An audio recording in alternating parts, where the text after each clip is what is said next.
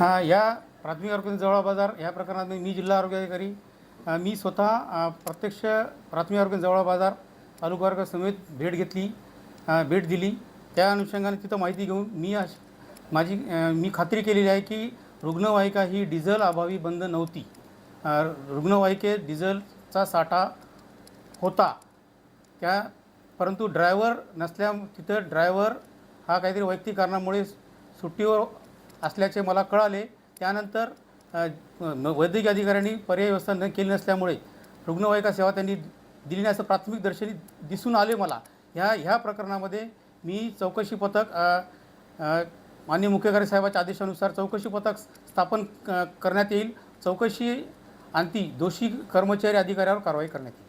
परंतु जर तुम्ही म्हणताय तो ड्रायव्हर सुट्टीवर होता तर जर बदली ड्रायव्हर का नव्हता एखादा ऐनवेळी, तसं तिथल्या एमओनी एखादा ड्रायव्हर अरेंज का केला नाही, आणि जर नागरिक म्हणते डिझेल नव्हतं तर अत्यावश्यक सेवेमध्ये रुग्णवाहिका असते, डिझेल उपलब्ध करता आलं असतं. हा सगळा प्रकार आता कसा, त्यावर काय कारवाई? अत्यावश्यक सेवेमध्ये जे कोणी कुचराई केली असेल अत्यावश्यक सेवेमध्ये ॲम्ब्युलन्स ही ऑन रोड ठेवणे आवश्यक आहे. वैद्यकीय अधिकाऱ्याने तिथं सक्षम अधिकारी आहेत, प्राथमिक केंद्राचे अधिकारी आहेत, त्यांनी पर्याय व्यवस्था करून घ्यायला पाहिजे होती, त्यांनी केली नाही. तर मी चौकशी अहवालानंतर वैद्यकीय अधिकाऱ्यांना शोकास नोटीस दिलेली आहेत, कारणे नोटीस दिलेली आहेत. त्याच्या अनुषंगाने आणि चौकशी पथक तिथं नियुक्त केले जाईल. चार सदस्यीय समिती चौकशी पथक नियुक्त केले जाईल. त्या चौकशी समितीच्या अहवालानंतर माननीय मुख्य कार्यकाऱ्यांच्या आदेशानुसार कार्यवाही करण्यात येईल.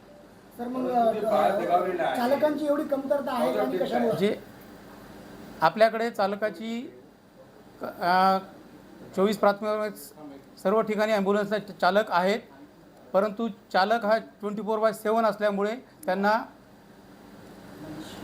आणि तिथला चालक हा रोजंदारी तत्त्वावर कार्यरत होता जवळा बाजार येथील.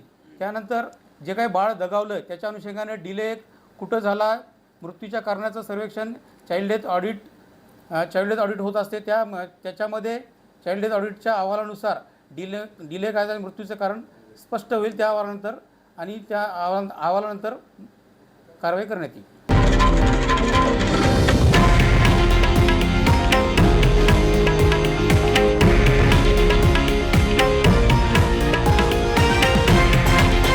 हे आहे देशातील नंबर 1 न्यूज नेटवर्क आणि आपण पाहत आहात TV9 मराठी, एकमेव.